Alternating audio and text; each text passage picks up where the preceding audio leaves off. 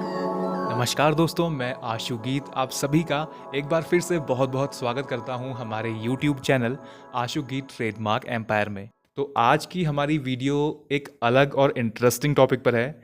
आज हम बात करेंगे उत्तराखंड के 5 अमेजिंग फैक्ट्स के बारे में। अब वैसे उत्तराखंड के बारे में बताने के लिए, जानने के लिए बहुत सारे फैक्ट्स, हज़ारों में फैक्ट्स हमें मिल जाएंगे, लेकिन आज हम बात करेंगे उन 5 फैक्ट्स की जो उत्तराखंड को इंटरनेशनल लेवल से जोड़ते हैं। साथ में उनसे रिलेटेड और भी कई सारी डिटेल्स उत्तराखंड के बारे में हम जानेंगे। तो ज़्यादा समय बर्बाद ना करते हुए चलिए जानते हैं ये 5 अमेजिंग फैक्ट्स।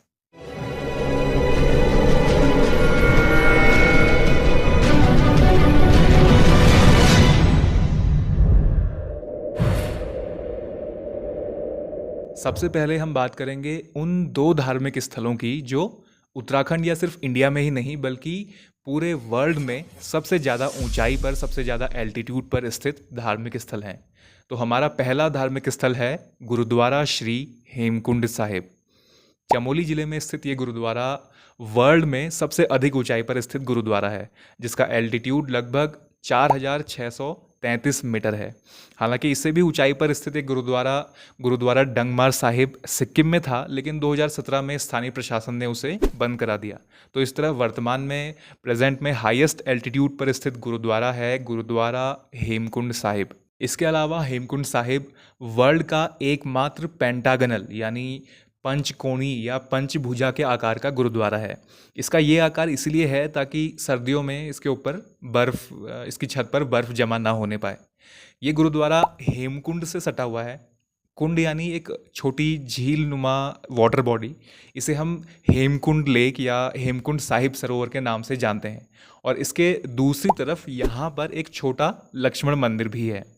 यहाँ हर साल लाखों श्रद्धालु आते हैं, जिसमें देश भर से ही नहीं बल्कि विदेशों से भी बहुत सी संख्या में श्रद्धालु होते हैं।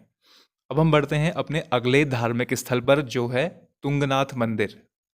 तुंगनाथ मंदिर उत्तराखंड के पंच केदारों में से एक, यानी केदार मतलब भगवान शिव के धाम, तो इन 5 धामों में से एक, और अगर क्रम वाइज देखें तो तीसरे नंबर का केदार या फिर शिव धाम है। और ये स्थित है रुद्रप्रयाग जिले में चोपटा तुंगनाथ चंद्रशिला ट्रैक पर। तो इस ट्रैक पर तुंगनाथ मंदिर से नीचे या इससे पहले उत्तराखंड का बहुत फेमस और बहुत सुंदर हिल स्टेशन चोपटा पड़ता है, जो कि अपनी खूबसूरती की वजह से मिनी स्विट्ज़रलैंड ऑफ उत्तराखंड के नाम से जाना जाता है। वैसे उत्तराखंड में कुछ और जगहें भी हैं जिनकी तुलना हम स्विट्ज़रलैंड से करते हैं या जिनकी तुलना स्विट्ज़रलैंड से की जाती है, जैसे बागेश्वर जिले में स्थित कौसानी। 1929 में जब गांधी जी कौसानी आए थे, तो यहाँ के दृश्यों से प्रभावित होकर उन्होंने इसे स्विट्ज़रलैंड ऑफ इंडिया कहा था। और इसके अलावा, कौसानी के अलावा, उत्तरकाशी जिले में स्थित हर्षिल को भी उत्तराखंड का मिनी स्विट्ज़रलैंड कहा जाता है, लेकिन ये उतना फेमस नहीं है जितना कि चोपटा। तो हम वापस से चलते हैं चोपटा पर। चोपटा के बाद इस ट्रैक पर आता है हमारा तुंगनाथ मंदिर, और तुंगनाथ मंदिर से ऊपर है चंद्रशिला, जिसे हम मून रॉक के नाम से भी जानते हैं, जो कि इस पहाड़ का या इस ट्रैक का टॉप पॉइंट है, इसकी चोटी है। तुंगनाथ मंदिर पूरे वर्ल्ड में हाईएस्ट एल्टीट्यूड पर यानी सबसे अधिक ऊंचाई पर स्थित शिव मंदिर है, और ये ऊंचाई है लगभग 3,680 मीटर। ये सबसे अधिक ऊंचाई पर स्थित शिव मंदिर तो है, लेकिन इसे हम सबसे अधिक ऊंचाई पर स्थित मंदिर नहीं कह सकते या प्रमुख मंदिर नहीं कह सकते, क्योंकि कुछ ऐसे प्रमुख मंदिर और भी हैं जो इससे भी अधिक ऊंचाई पर स्थित हैं। जैसे नेपाल में स्थित मुक्तिनाथ मंदिर, वो लगभग 3700 मीटर के एल्टीट्यूड पर स्थित है। तो ये थी विशेषता तुंगनाथ मंदिर की। अब हाईएस्ट एल्टीट्यूड और अमेजिंग फैक्ट्स की बात हो ही रही है, तो एक एडिशनल पॉइंट भी हम जोड़ देते हैं। हालांकि ये इंटरनेशनल लेवल पर नहीं है, लेकिन ये एक अनोखा मंदिर है, इसकी भी हम बात कर लेते हैं, जो कि ऊंचाई में तुंगनाथ से सिर्फ 20 से 25 मीटर ही कम है। यह है चमोली जिले में ही स्थित बंशी नारायण मंदिर। ये लगभग 3,657 मीटर के एल्टीट्यूड पर स्थित है, और भगवान विष्णु के इस मंदिर की खास बात ये है, इसका अनोखापन ये है कि ये पूरे साल में सिर्फ एक ही दिन, जो कि रक्षाबंधन का दिन होता है, सिर्फ उसी दिन इस मंदिर के कपाट खुलते हैं। अब हम आते हैं अपने दूसरे फैक्ट पर। यह भी एक रिलीजियस प्लेस है जो उत्तराखंड का इंटरनेशनल कनेक्शन दिखाता है। ये मंदिर है कुमाऊं से, नैनीताल जिले में स्थित कैंची धाम। बाबा नीम करौली जी का आश्रम। 15 जून 1964 को बाबा करौली जी द्वारा एक हनुमान मंदिर के रूप में इस मंदिर की स्थापना की गई थी और आज इसे कैंची धाम या बाबा नीम करौली या नीम करौरी आश्रम के नाम से जाना जाता है। इसकी खास बात यह है कि एप्पल कंपनी के फाउंडर स्टीव जॉब्स और फेसबुक के फाउंडर मार्क जुकरबर्ग यहाँ इस मंदिर में आ चुके हैं। यही नहीं, और भी कई फेमस इंटरनेशनल पर्सनैलिटीज़ जैसे हॉलीवुड एक्ट्रेस जूलिया रॉबर्ट्स और उनके अलावा लैरी ब्रिलियंट, रिचर्ड एल्पर्ट, ऐसे कई सारे बहुत से लोग नीम करौली बाबा के फॉलोअर्स हैं। तो हर साल 15 जून को इसके स्थापना दिवस के दिन यहाँ एक बहुत बड़ा मेला भी लगता है जिसमें हजारों श्रद्धालु न सिर्फ उत्तराखंड से बल्कि विदेशों से भी आते हैं। अब तीसरे पॉइंट पर आ जाते हैं। ये है हमारा ऋषिकेश। ऋषिकेश उत्तराखंड के इंटरनेशनल कनेक्शन में सबसे आगे है क्योंकि ऋषिकेश को कहा जाता है yoga capital of the world. इसके पीछे कारण ये है कि अगर आपको योग सीखना है, करना है, जानना है तो ऋषिकेश उसके लिए सबसे अच्छी जगह है। यहाँ आपको आसानी से बहुत सारे योगा आश्रम, सेंटर्स, योगा गुरुज और स्पिरिचुअल गुरुज मिल जाएंगे। इसीलिए हर साल बहुत सारे विदेशी ध्यान, योग, मेडिटेशन ये सब सीखने यहाँ ऋषिकेश आते हैं। इसके अलावा ऋषिकेश का एक और इंटरनेशनल कनेक्शन दिखाता है द बीटल्स आश्रम। 1968 में ब्रिटेन का एक बहुत famous rock band the Beatles Bharat आया, ऋषिकेश आया। इस बैंड में 4 मेंबर्स थे जिन्हें फैब 4 के नाम से जाना जाता था। तो वो 1968 में जब स्पिरिचुअलिटी और मेडिटेशन वगैरह सीखने ऋषिकेश आए तो यहाँ महर्षि महेश योगी जी के आश्रम में वे लोग रुके। यहाँ रहने के दौरान बीटल्स ने लगभग 40 से 48 गाने लिखे जो कि उनकी famous albums the white album और एबे रोड में रिलीज़ किए गए। तो इस तरह आगे चलकर ये आश्रम द बीटल्स आश्रम के नाम से फेमस हो गया। वैसे स्थानीय लोग इसे 84 कुटिया के नाम से भी जानते हैं क्योंकि पहले इस आश्रम में 84 कुटियाँ हुआ करती थी। हमारा अगला और चौथा पॉइंट है एप्पल्स और एक अंग्रेज राजा के बारे में। आपने कश्मीर और हिमाचल के फेमस एप्पल्स के बारे में ज़रूर सुना होगा, लेकिन क्या आपको पता है उत्तराखंड में भी कई ऐसी जगहें हैं जहाँ के सेब काफ़ी फेमस हैं, जैसे उत्तरकाशी में हर्षिल, अल्मोड़ा का चौबटिया, देहरादून का चक्राता और चमोली, टिहरी गढ़वाल में भी कई ऐसे इलाके हैं।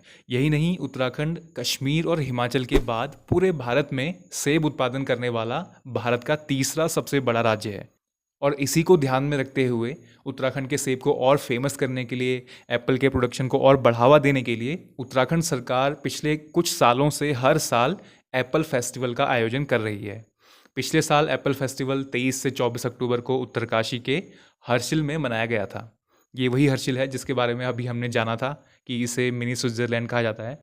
तो हर्षिल में वैसे तो कई प्रकार के सेब उगाए जाते हैं जैसे रॉयल डिलीशियस, रेड डिलीशियस, लेकिन हर्षिल के सेब फेमस हैं विल्सन एप्पल्स की वजह से। विल्सन एप्पल्स इनफॉर्मली यहाँ के एप्पल्स को इसीलिए कहा जाता है क्योंकि यहाँ सेब की खेती की शुरुआत करने का श्रेय जाता है फ्रेडरिक एडवर्ड विल्सन को। तो हुआ यूँ कि 1840 के आसपास एक ब्रिटिश सैनिक फ्रेडरिक एडवर्ड विल्सन हर्षिल में आकर बस गया। यहाँ उसने सेब की खेती शुरू करी वेंस डिलीशियस वैरायटी से और साथ में कुछ और फलों की बगानी और राजमा वगैरह की खेती भी शुरू करी।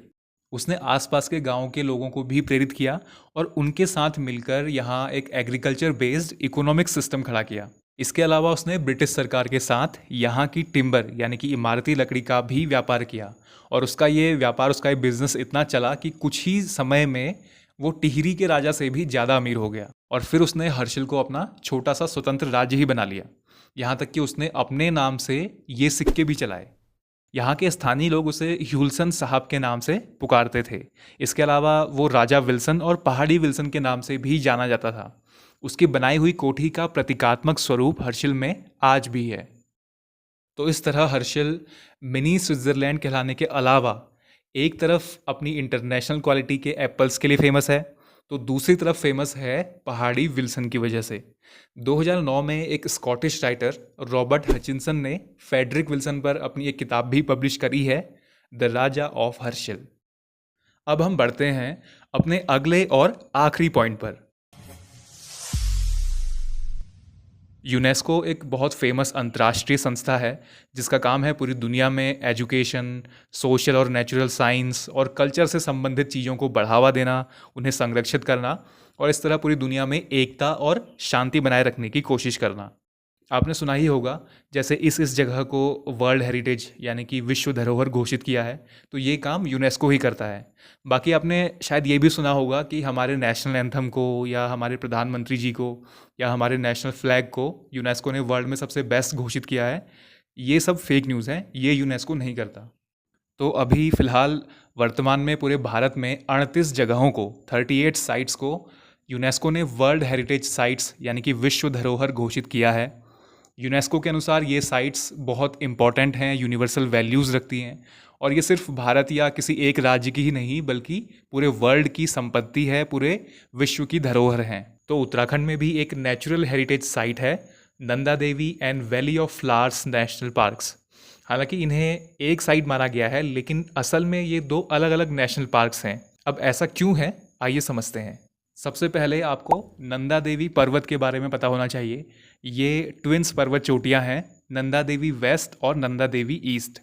नंदा देवी ईस्ट को सुनंदा देवी के नाम से भी जाना जाता है और नंदा देवी वेस्ट है उत्तराखंड की सबसे ऊंची और पूरे भारत की दूसरे नंबर की सबसे ऊंची चोटी कंचनजंगा के बाद।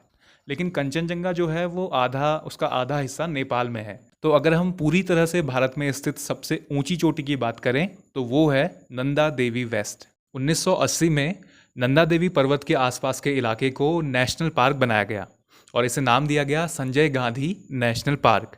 इसी के साथ 1980 में ही valley of flowers national park भी बनाया गया।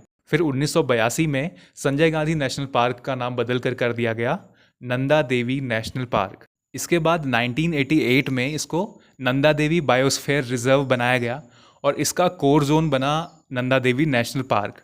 इसी साल यूनेस्को ने इसे अपने man and biosphere reserve programme में शामिल किया और इस बायोस्फीयर के कोर एरिया यानी कि नंदा देवी नेशनल पार्क को वर्ल्ड हेरिटेज साइट घोषित किया गया। वर्तमान में भी ये बायोस्फीयर रिजर्व चमोली जिले के अलावा पिथौरागढ़ और बागेश्वर के कुछ हिस्से में फैला हुआ है। फिर सन 2000 में सरकार ने इस बायोस्फीयर रिजर्व का एरिया बढ़ाया और इसका दूसरा कोर जोन बना valley of flowers national park. इस नए और बड़े बायोस्फीयर रिजर्व को यूनेस्को के एमएबी प्रोग्राम में 2004 में जोड़ा गया और फिर अगले साल इसके दूसरे कोर एरिया को भी वर्ल्ड हेरिटेज साइट डिक्लेयर किया गया। लेकिन क्योंकि ये एक ही बायोस्फीयर रिजर्व और एक ही एमएबी प्रोग्राम का हिस्सा था, इसलिए इसे एक हेरिटेज साइट माना गया, Nanda Devi and valley of flowers national park. तो इस वर्ल्ड हेरिटेज साइट के अलावा यूनेस्को और उत्तराखंड का एक और रिलेशन है। आपको पता ही है कि जो पर्वतीय क्षेत्र हैं, जो हिमालय के पास वाली जगहें हैं, जैसे उत्तराखंड है, हिमाचल प्रदेश है, नेपाल है, कश्मीर है, यहाँ पहाड़ी लैंग्वेजेस बोली जाती हैं और पहाड़ी भाषाओं को हम एरिया के हिसाब से 3 भागों में बांटते हैं।